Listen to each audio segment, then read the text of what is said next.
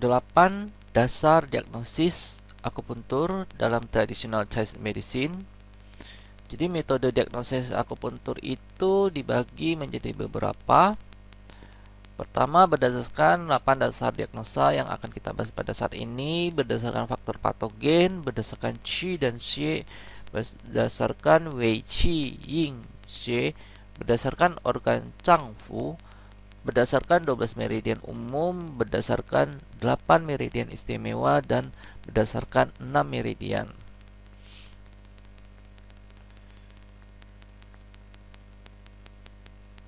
Kita akan membahas diferensiasi sindrom berdasarkan 8 dasar diagnosa. Jadi 8 dasar diagnosa ini disebut juga pakang Pianceng, digunakan untuk menganalisis secara umum karakter dari penyakit, dapat digunakan pada berbagai kondisi, mudah digunakan untuk mengarahkan terapi. Terdiri dari panas, dingin, kemudian luar atau eksterior, dalam atau interior, ekses, defisiensi, kemudian yang sama yin. Kalau yang itu bersifat eksterior, biasanya terkena pada kulit, rambut, kemudian meridian. Kalau ekses atau C, disease preventive force, patogenic factor. Jadi ini disebabkan karena faktor patogenik. Kemudian head, yin deficiency atau excess head, kelebihan dari panas ya. Kemudian jika yin itu bersifat terkena organ interior, terkena tulang, qi dan blood, udah terkena yin, gejala yin ya. Shi defisiensi, jadi patogenik faktornya kurang, kemudian preventing disease force-nya menurun. Kemudian bersifat dingin, jadi yang defisiensi atau excess cool.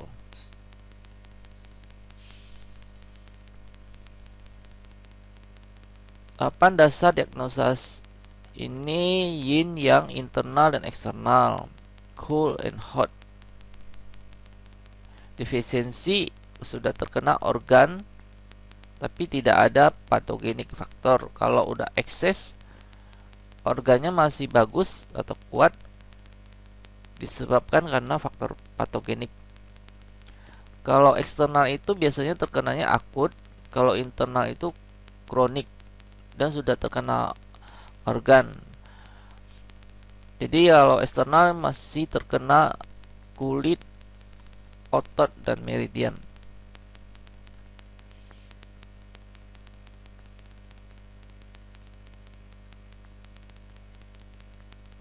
Ini 8 prinsipal diagnosis dalam akupuntur.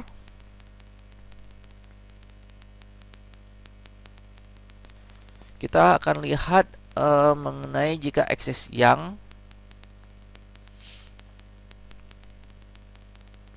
dengan yin defisiensi, wajahnya merah, ini malah flush, red cheeks, haus, ingin minum. Kalau yin defisiensi, ingin minum yang dingin tapi sedikit. Kemudian untuk rasa bitter, kalau ada yin defisiensi no. Merasa panas setiap hari kalau ekses yang. Kalau yin defisiensi itu di malam atau sore ya. Kemudian ekses yang itu kalau demam itu tinggi, kalau yin defisiensi demamnya rendah. Kalau mind agitated, anxious. Kemudian konstipasi kalau untuk yang ekses. Kemudian yin defisiensi dry stool, kering, no abdomen pain. Bleedingnya profuse kalau yin defisiensi slight. Sleep dream disturbed. Kemudian kalau yin defisiensi waking up every hour and RM. Kemudian untuk nadinya floating rapid full, ini tipis ya, rapid.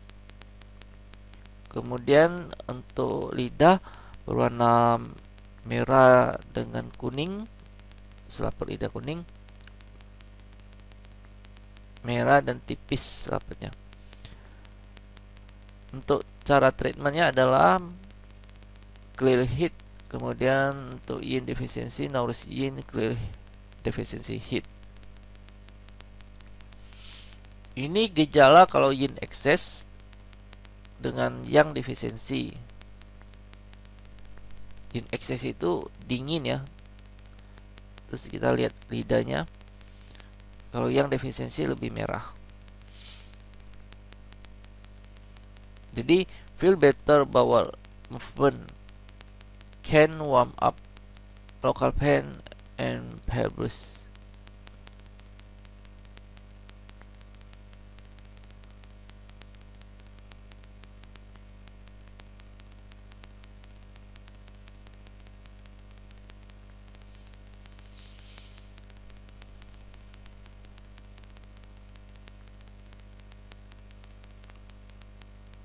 Ini gejala dari interior. Untuk nadinya itu deep, slow, deep. Kalau head itu deep, rapid. Kalau defisiensi deep, weak.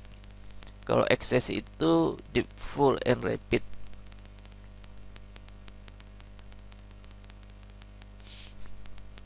Jika gejala panas, panas itu ada luar, dalam, excess, dan defisiensi.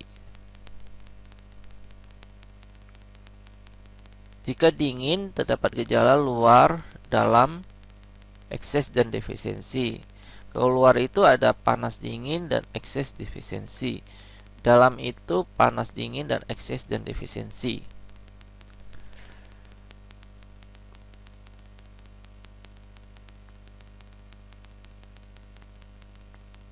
Sindroma luar, eksterior, dan sindroma dalam. Kalau eksterior itu piau, kalau interior itu li. Eksterior itu terletak pada kulit dan otot. Kalau interior itu sudah terkena organ cang atau darah. Sindroma luar ditandai dengan serangan patogen eksternal melalui kulit, mulut, dan hidung. Biasa muncul pada awal fase penyakit, onsetnya mendadak dan berlangsung singkat. Ini contoh analisis sindroma eksterior. Jadi mulai kulit, rambut, mulut, hidung masuk ke kauli. Ini serangan eksterior ya. Kemudian terjadi abnormalitas dari defensive depresi yang stagnan, gagal menghangatkan otot dan kulit, sehingga gejalanya demam dan takut dingin.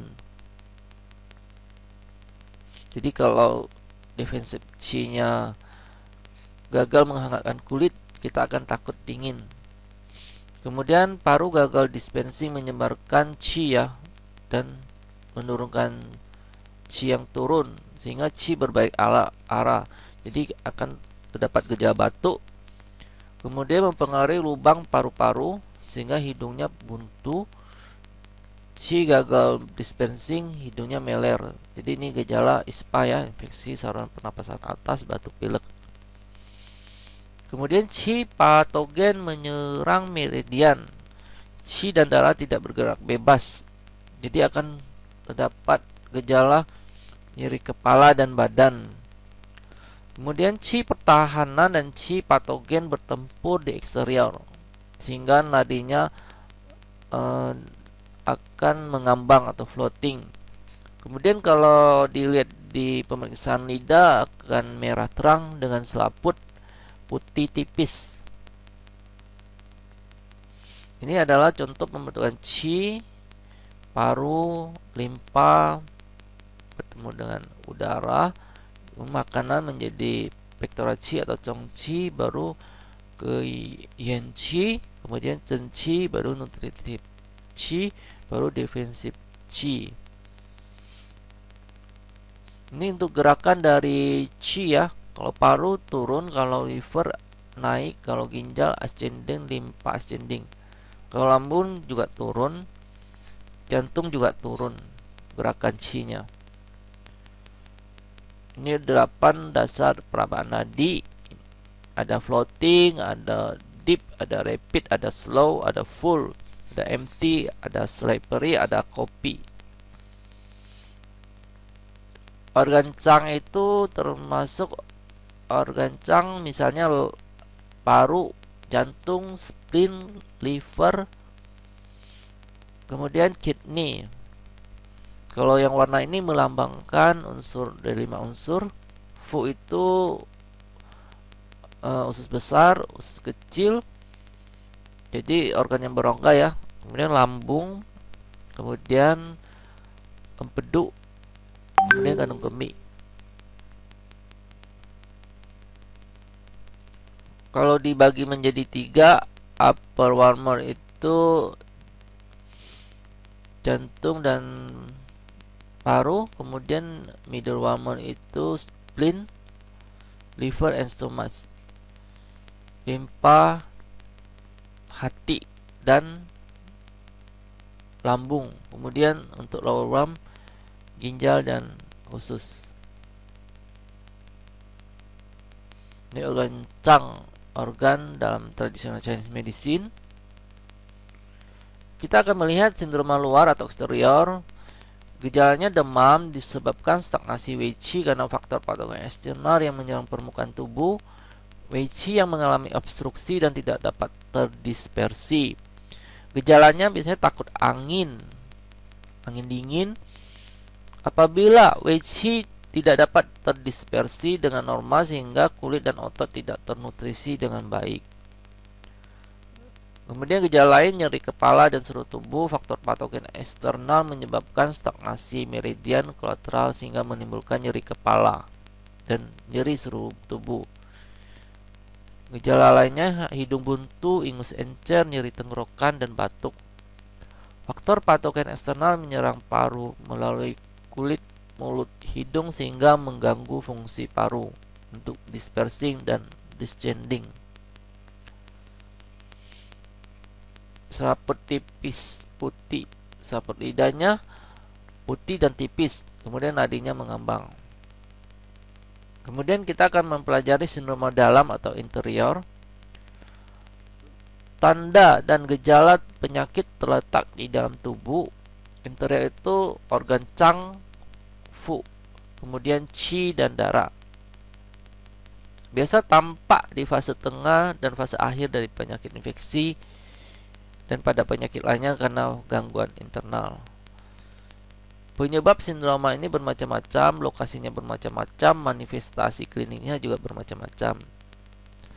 Untuk analisis sindroma interior dalam, serangan interior secara umum berlokasi di interior, patogen menyerang organ chang, fu, qi, darah, dan sumsum. Penyebabnya sindroma eksterior yang tidak teratasi dan masuk ke inferior menyerang organ chang, fu. Kemudian serangan langsung ke organ chang, fu. Kemudian bisa terjadi gangguan fungsi organ chang, fu oleh emosi dan karena diet yang tidak seimbang. Gejala dan tanda sulit diringkas karena apapun yang bukan sindroma eksterior dianggap berasal dari sindroma interior. Karakteristik sindrom gejala dingin atau panas, defisiensi, ekses, dan untuk prognosisnya biasanya parah atau berat. Perbedaan sindroma eksterior dan interior. Kalau eksterior itu akut singkat, gejala demam, takut dingin, lidah normal atau ujung lidah memerah, nadinya mengambang. Kalau sindroma interior biasanya kronis dan berlangsung lama, demam dan takut dingin atau dingin tanpa demam.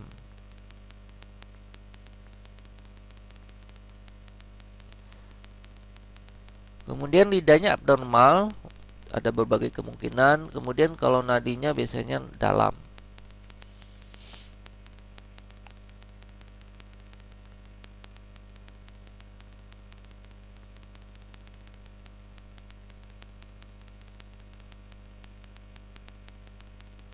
Sindroma dingin dan panas.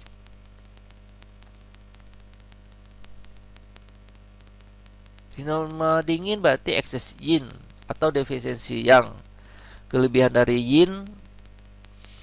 Kemudian sindroma panas berarti kelebihan dari panas atau defisiensi yin atau kekurangan dari yin. Disebabkan patogen dingin, disebabkan defisiensi yang, disebabkan karena ekses yin. Jadi yin-nya berlebihan atau yang-nya kurang ya.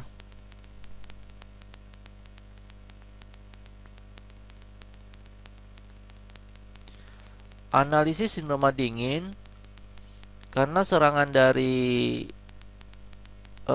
angin dingin, kemudian karena konsumsi raw food yang cool food, makanan dingin, yang defisiensi constitution and chronic disease, penyakit yang kronik, menyebabkan yang qi defisiensi dan over controlling of yang, sehingga terjadi sindroma dingin. Jadi nadinya itu tegang karena nadinya pulsnya lambat. Kemudian terdapat sputum yang clear, saliva, nasal discharge, and urine. Jadi gejala sindroma dingin ini tidak tahan dingin dan ekstremitas dingin, ingin meringkuk di tempat tidur. Defisiensi yang atau serangan patogen dingin menyebabkan gangguan transformasi dan penghangatan. Sekret hidungnya encer, urinnya banyak dan jernih. Defisiensi yang tidak dapat menghangatkan cairan. Konsistensi feses lembek, konsistensi fesesnya lembek. Kemudian defisiensi yang mengganggu fungsi transportasi dan transformasi. Selaput lidahnya putih dan basah. Defisiensi yang menyebabkan akumulasi dingin dan lembab di interior. Nadinya lambat, kemudian sirkulasi darah menjadi lambat. Nadinya tegang, dingin menimbulkan kontraksi sehingga pembuluh darah menjadi tegang. Sindroma dingin ya, jadi kontraksi.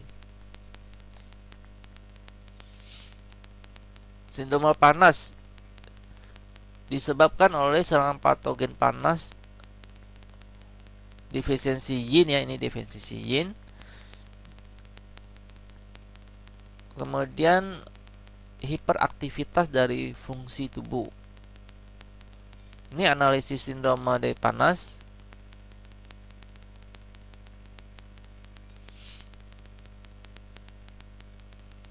Dikarenakan dengan pola hidup, pola makan yang tidak seimbang, emosi yang tidak terkontrol. Jadi gejalanya takut panas atau ingin dingin karena kelebihan dari yang, haus dan ingin minum, panas menghabiskan cairan. Wajahnya merah, matanya merah, api cenderung berkobar ke atas. Gangguan emosi, mudah marah, panas mengganggu pikiran, urinnya sedikit, warna kuning pekat, panas menghabiskan cairan tubuh. Sindroma panas ini juga menyebabkan konstipasi.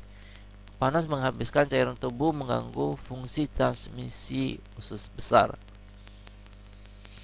Sputum dan ingusnya kental, kuning dan keruh. Panas menghabiskan cairan tubuh, muntah darah, mimisan, dan panas mencerai dari pembuluh darah.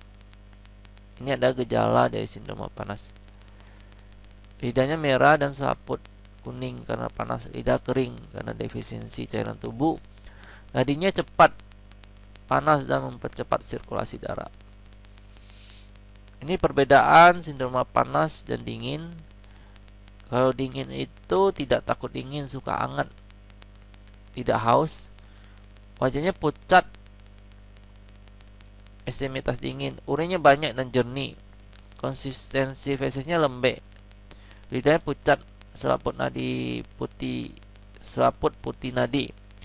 Untuk nadinya terasa lambat atau tegang. Sindroma panas tidak takut panas, suka dingin, haus dan ingin minum.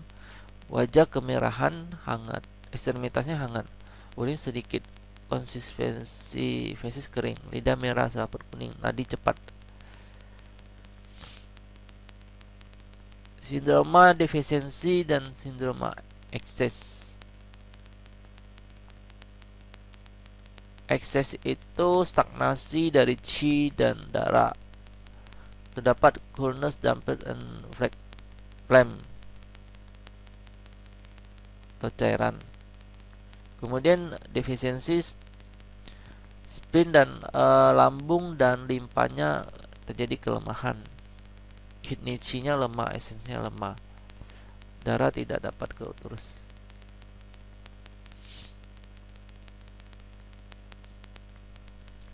Sindroma defisiensi Shi Zheng, sindroma ekses Shi Zheng berhubungan dengan sindroma patogen qi dan tubuh.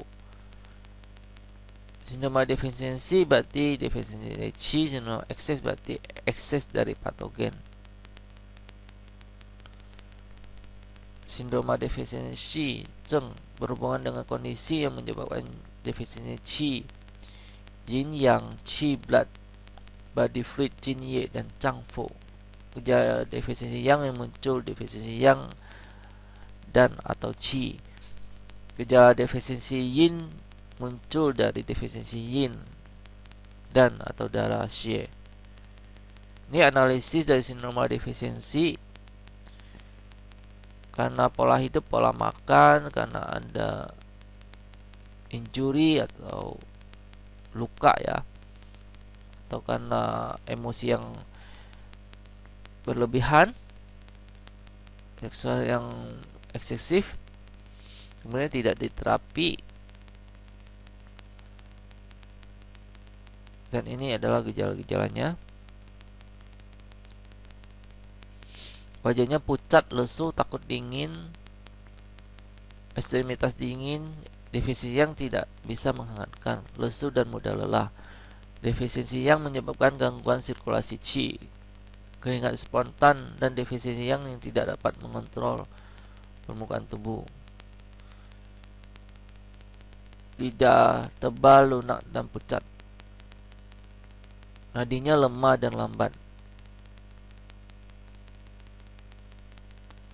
Defisiensi yin itu lidahnya tebal, lunak, dan pucat. Nadinya lemah, dalam, dan lambat.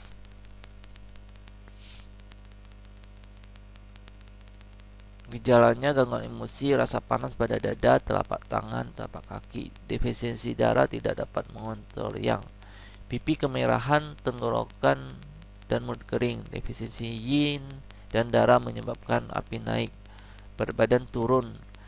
Defisiensi darah menyebabkan tubuh tidak ternutrisi. Terjadi keringat malam, demam malam hari. Defisiensi yin menyebabkan panas di interior, lidah merah dan selaput kering, nadi cepat dan lemah.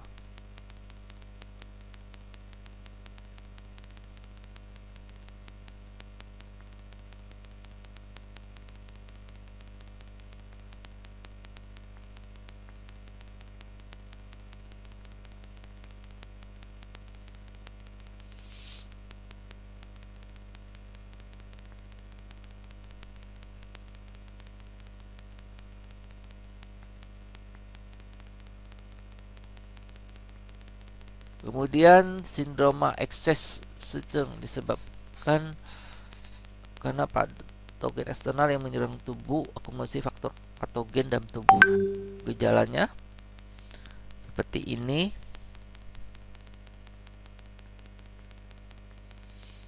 Ekses itu yin yang berlebihan ya. Demam tinggi, faktor patogen panas, gangguan emosi, delirium, koma.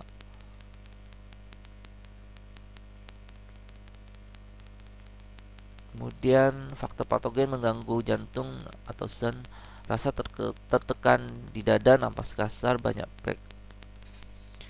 Faktor patogen mengalami stagnasi di paru, mengganggu fungsi dispersing dan discharging paru. Perutnya kembung, konstipasi, nyeri tekan pada perut, mengalami stagnasi di lambung. Faktor patogen nyeri saat buang air kecil, menyebabkan terakumulasi di interior dan mengganggu pergerakan qi. Lidahnya merah dan selaputnya tebal. Nadinya kuat, ekses ya.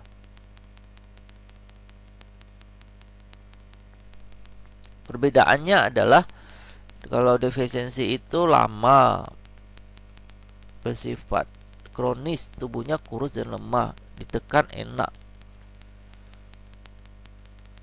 Kalau dipijit enak ya. Suaranya, bicaranya lemah, lidah pucat, gemuk dan lunak. Nadinya lemah. Kalau ekses itu cepat, sebagian besar akut. Tubuh sehat dan kuat. Kalau ditekan sakit. Ini kalau seperti kita kebentur, kalau ditekan sakit, di ekses. Suara bicaranya keras, lidahnya kasar, kuning, lengket. Nadinya kuat. Ini defisiensi dan ekses. Terima kasih, semoga bermanfaat.